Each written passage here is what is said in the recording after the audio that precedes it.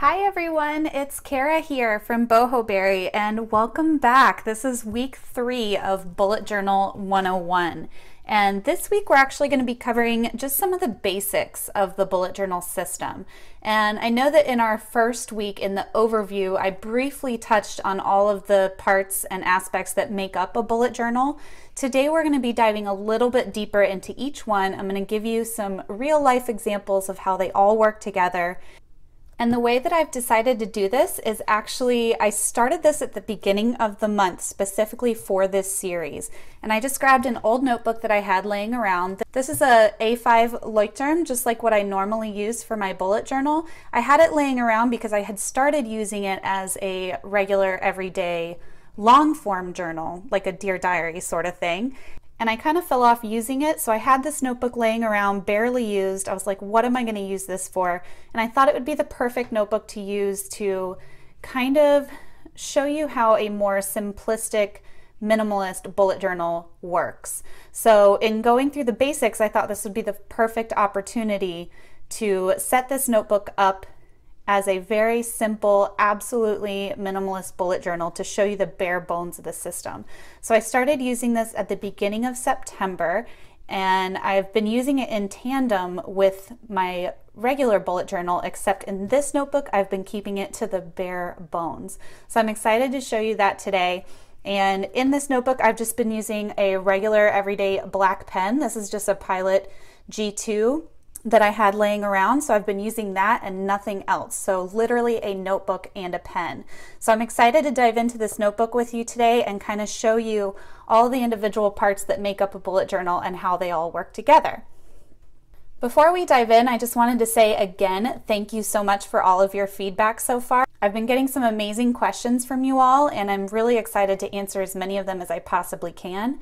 So much so, in fact, that I've decided to add a video at the end of this series that's going to be a Q&A for you all. So any questions that have been asked throughout the series that I have not gotten around to answering, I'm going to do a mass Q&A at the end to answer all of your questions so that I don't leave any question unturned. And so far in this series, we've covered the system overview, which was our first video. The second video in the series was pre-planning, so all about brainstorming and trying to get an idea of what you want your system to do for you, as well as getting an idea of what kind of supplies you might want to use, what kind of notebook you might want to bullet journal in, etc. And I'm excited today to dive into this next part of the series, which is really going in depth on each of the basic components of the bullet journal. Since we have so much to cover today, I have a feeling that this is going to be a little bit longer video than most. So my plan is to add some timestamps in the description box below. So if you ever want to jump to a specific section, say you have questions about daily and rapid logging and things along those lines, you can jump to that particular section to get all of the information related to that particular aspect of the bullet journal.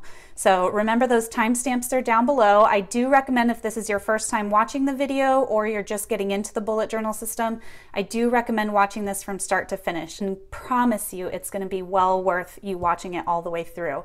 And then you'll have the timestamps later on if you ever want to come back and get a little refresher on whatever section you're having trouble with. All right, so if y'all are ready, let's dive in. Okay, so the very first part that makes up a bullet journal is the index. And the index is where you're going to categorize and organize all of your logs, task lists, collections, etc. So I'm going to show you how I've set this up. Again, remember, I'm not starting from the beginning of this notebook because I was using it as a journal before. So I kind of set this up as if it was a brand new notebook. So I've got the index here in the front, and I left myself 3 pages for the index.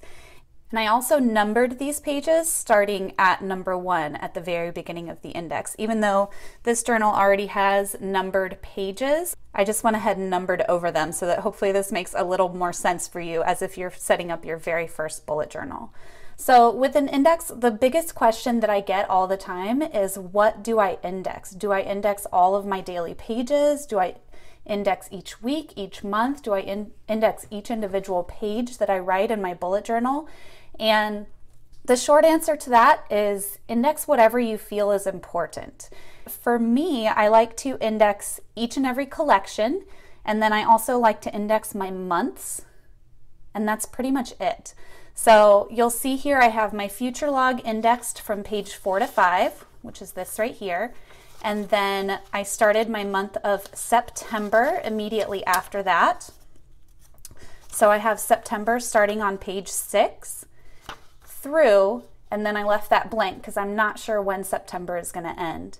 And then after that, I just index any individual collections that I put into my notebook. I do not index any of my daily pages. I simply know to look back. If I'm looking for something in September, I'll be like, okay, September is page 6 through, let's say 32. Then I can go to page 6 and easily flip forward to the date that I'm looking for. So I don't think it's necessary to index every single little thing. And I'll show you in my actual bullet journal right now to give you an idea of the things that I do index. And let's see here. Start at the beginning. So you can see here, I'm actually almost all the way finished with this current notebook, and this is how much of the index I have used. Really not much. And you can see here what I've done is I've indexed collections and months, and that's pretty much it. So I have my Calendex, which is a method of future planning, some horizon projects, birthdays, big goals, level 10 life, and then you can see here June is page 7 through 47. And then more collections. July is page 49 through 82, and then another set of collections. August is 83 through 132, and more collections. So I don't really bother with indexing any of my daily pages. I easily know that if I need to find something in August, I can flip to page 83 and flip through until I find the date that I'm looking for. So really simple, but again, this is totally up to you. You can customize it to work for you however you like. If indexing every single page and every single day is something that you really want to do, maybe even indexing by the week, that's completely up to you. Feel free to do that. This is just me showing you how I like to index my collections. Now, once we get into next week's video, which is going to be all about making it your own, I'm going to show you some different index alternatives and some different ways that you can index things or make a little more room in your index if you need it, if you're one of those people that likes to index everything. So we're going to go over some ideas for that in next week's video. So if that's what you're searching for, definitely stay tuned. Today we're just going over the basics. So that's the index, plain and simple. Again, I left 3 pages for that. And then next we move on to the future log. The future log is essentially a spread where you can track any upcoming appointments that you have in the future, so beyond your current month. So since I started this bullet journal in the month of September, I set up my future log for the following 6 months. So I did October, November, December, January, February, March. And then I went in and I referenced my Google Calendar, which is where I keep all of our appointments, events, birthdays, holidays, all of that stuff. I keep that all digitally so I can share it easily with my husband. So I just went in there and I wrote in the important dates and things that I know that I have coming up for the next 6 months. So you'll see a lot of these are in order, and that's just because I copied them straight off of my calendar. Here in December, you'll notice I have a few that are out of order. So it goes the 8th through the 12th, the 25th, 31st, and then the 26th. And this is one thing I want to stress with the future log is you don't have to worry about everything being in order. The key is just to get the date down and the event that's happening, any relevant details if you need them. For example, my tattoo appointment on November 1st, I wanted to remember that that was at noon, so I put noon there. But for the most part, your future log is just going to be a place where you can jot down anything that's upcoming and any pertinent details. One of the reasons why this style of future log does not work for me, and this is the style that's originally laid out at bulletjournal.com, but one of the reasons it doesn't work for me is I tend to have a lot of events and appointments.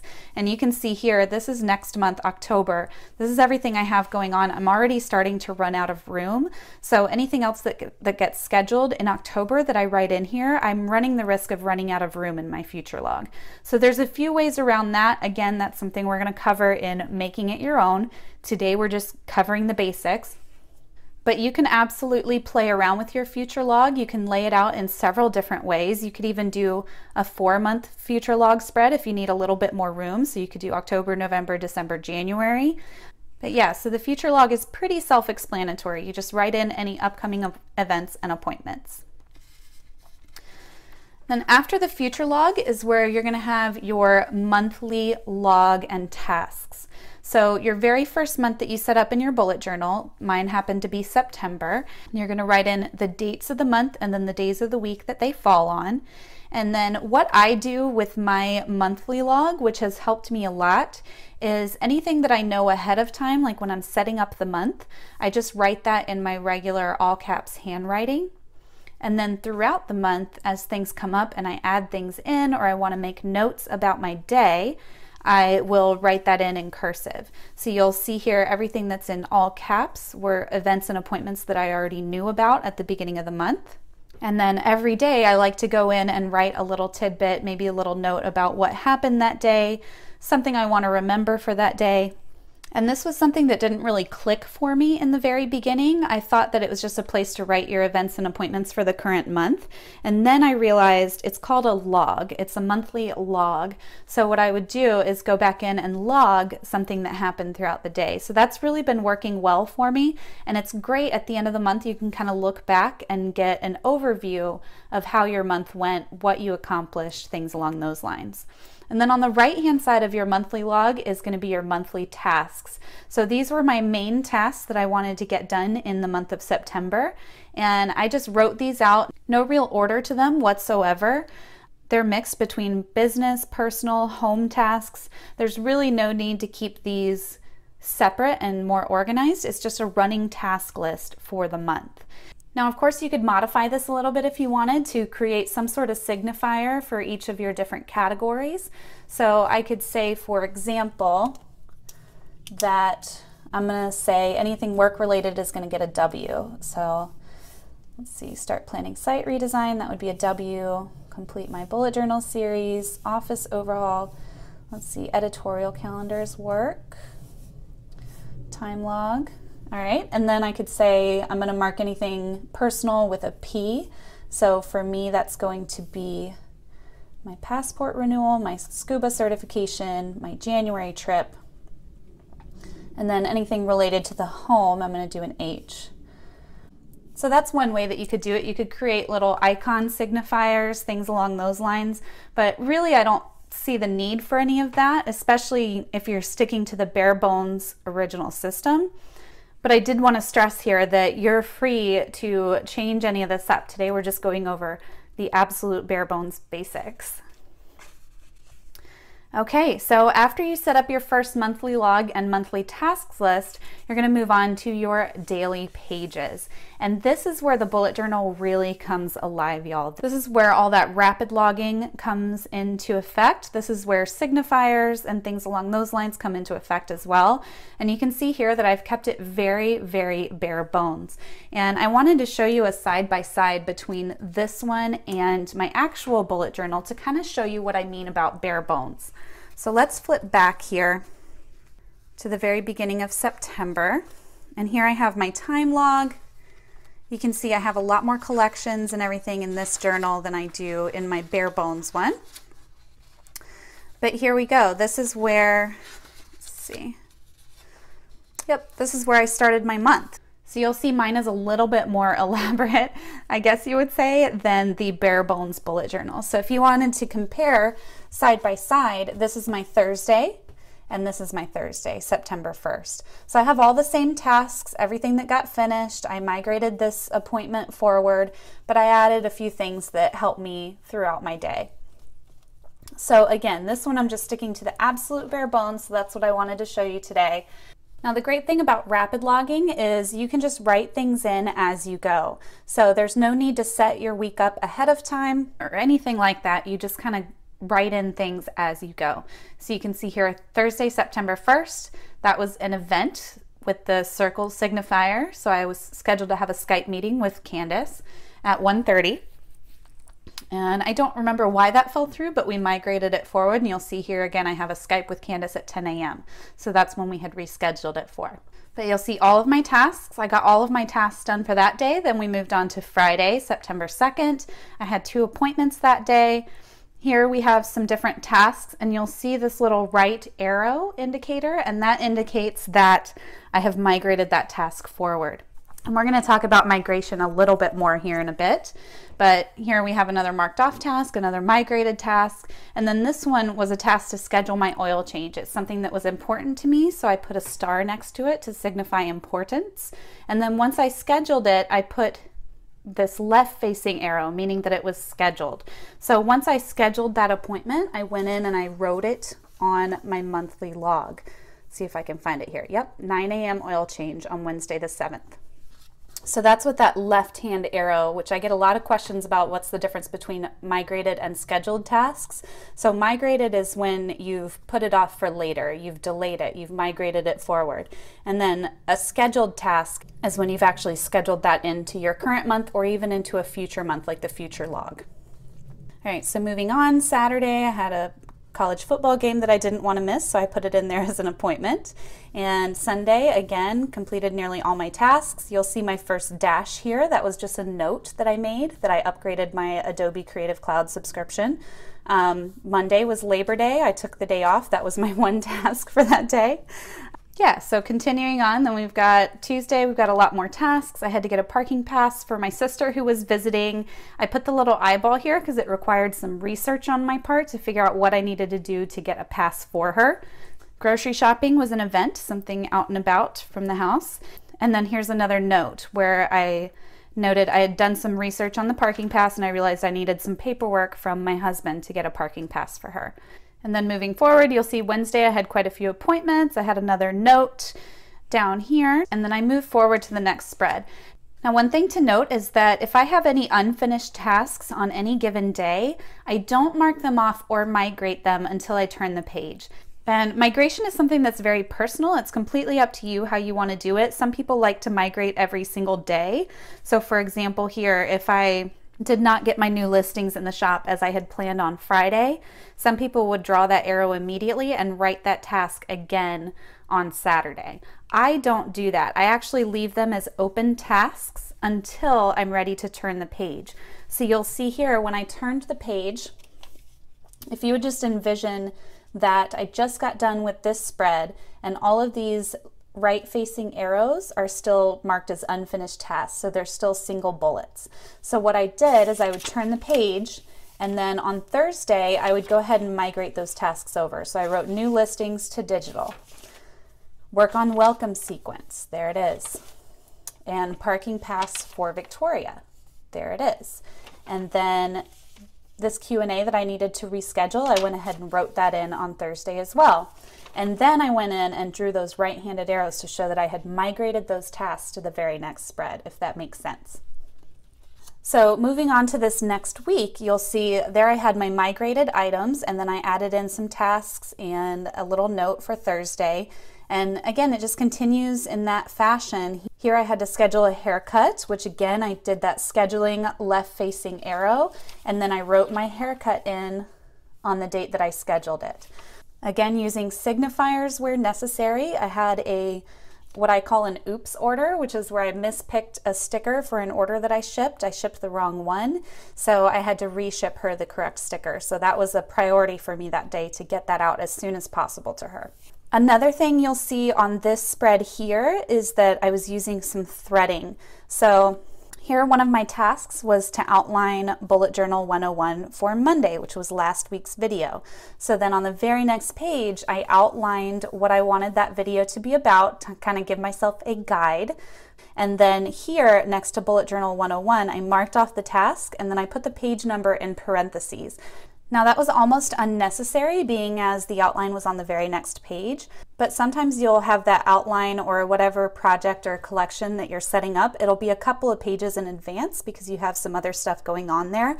So it's really helpful sometimes to go ahead and put in parentheses and what page number that collection ended up on. And you'll also note that here, when I created this little mini collection on page 11, I went back to the index and I noted that there. So I said Bullet Journal 101, page 11. And then on the next spread, you'll see here I had another one where it was to outline Bullet Journal 101 Basics, which is today's video, and I did that on the very next page. Again, I did the little parentheses to note which page that was on, and I indexed it in the front. And since I already had a line for my Bullet Journal 101 collections, I just continued those page numbers. So I have anything related to Bullet Journal 101, I know I can flip to page 11, page 13, and then so on and so forth. No need to create an extra line in the index. And then finally, this is my current spread. So this is today, Sunday, September 18th. And a few things to note on this page. Again, I have that collection that I said I indexed. I also have some open tasks here, and this is what I was talking about, where if I don't get something done on a specific day, I just leave it open, and then eventually when I switch to the next page, any open tasks, I'll migrate those forward. Another little hack, something that I like to do, is anything that's been migrated several times, meaning a task that I've been putting off for a little while, I like to put a star next to it to signify its importance. So if you'll notice here on my very first, for September 1st, here we go, September 2nd, work on email welcome sequence. I migrated that forward to the next spread. And look at that, I migrated it again. I didn't get it done on any of these days either. So once it landed on this new spread for the third time, I was like, okay, I'm gonna put a star next to that and signify how important it is. And I'd done the same thing with the parking pass for my sister, and that I actually got done.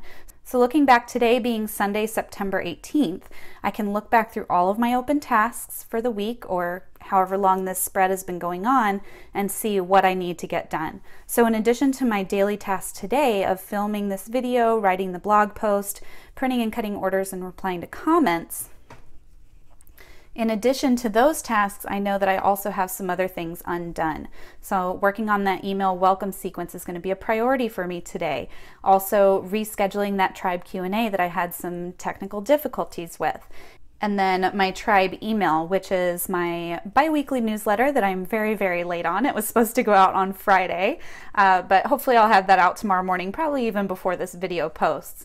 But yeah, so I just wanted to give you kind of an idea of how the migration process works, what's the difference between migrated and scheduled tasks, and then using some of these signifiers. And then also here you'll see one of my projects on Friday was to start planning for my capsule wardrobe, which I'm planning on minimizing my wardrobe for the fall and winter. So that's been a big project of mine.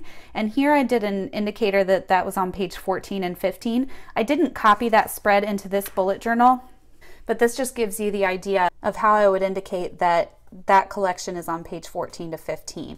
And then again, I indexed that in the very front. So I have capsule wardrobe, page 14 to 15. And in case you're curious, I know this has nothing to do with this video, but in case you're curious what that looks like, where is it? This is what I'm working on, the capsule wardrobe. So I was picking out some of my colors and getting ideas. I want to do 15 tops, 12 bottoms, dresses, and coats, and then 9 shoes. I'm sure I'll have a whole video or blog post on this eventually. And then I started laying out, like here I have 15 squares for my tops, I have 12 squares for my bottoms, etc., 9 for shoes, and then some accessories. So I'm planning on filling these in as I collect my items for my capsule wardrobe. But as you can see, I didn't want to repeat that collection in this practice bullet journal just because of the sheer time that it would have taken, but I did want to note it in here so you could see how I would handle that. All right, so that is pretty much all that I have for you all today.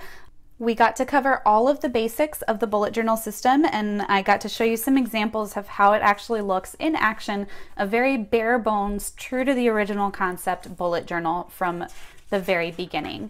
So again, you start with your index, and again, you can index whatever you like. I recommend just indexing your collections and your months. It makes it a lot easier, takes up way less space in your index if you're one of those people that are worried about running out of space in your index. And then we covered the future log, and this is the standard future log as outlined on bulletjournal.com. We also have the monthly log and monthly tasks list, and then our daily pages. And I covered the different aspects of migration using signifiers, etc. inserting collections in between your daily pages. And of course, you're welcome to have your collections take up whole pages or even whole spreads. These just happen to be short little collections that I was inserting in there. But if you're one that really likes to write out lists, like books you want to read, movies you want to watch, all those sorts of things, you're more than welcome to create larger spreads for them in between your daily pages as well. Another thing I wanted to note here was the fact that here when I outlined my Bullet Journal 101 course, today's video, when I outlined that on Wednesday, I did it on the very next page. And then coming down here to Sunday, I thought I'd have enough room to write out all of my tasks for Sunday, but I ended up running out. So there's nothing wrong with when you run out of space on a page, there's nothing wrong to hopping just to the next available space and continuing that list. I kind of redid the title and put continued with a couple of extra tasks on there, but you really wouldn't even need to do that if you didn't want to. But I just wanted to note there that that's why I have this weird little arrow going on here. One thing I wanted to mention again, I mentioned it last week, but it's the bullet journal reference guide that my friend Kim over at Tiny Ray of Sunshine created. And it's available on her website. It's also available on bulletjournal.com in the resources section. But she created this amazing printable that you can print off, keep in your bullet journal. It touches on all the points that we've been covering in this series, and it's awesome because you can just print it out, take it with you, or it's even something that you can give to a friend that's interested in getting started with the bullet journal, but they don't know where to start. So that's a great resource. I just wanted to remind you all of that. And next week, we're gonna be diving into the fun stuff, y'all. We're gonna talk about making your bullet journal your own. We're gonna talk about different hacks, different tweaks, index alternatives. We're going to talk about different collections, different types of trackers, goal setting, all of those fun things and fun additions to the bullet journal system. And I'm really excited to dive into the Make It Your Own section of this series starting next Monday. So I really look forward to seeing you then. And I will also see you on Friday for our regularly scheduled video, which is going to be the October Plan with Me. So I'm really looking forward to that. Again, I really appreciate all of your questions so far. Definitely keep asking them. I'm definitely going to be doing that Q&A at the end. So if there's a question that you've asked that I haven't gotten to answer yet, definitely let me know and I will throw those questions into the Q&A at the end of the series. All right, y'all, thank you for bearing with me on this longer than normal video today, and I will look forward to seeing you all on Friday. Bye!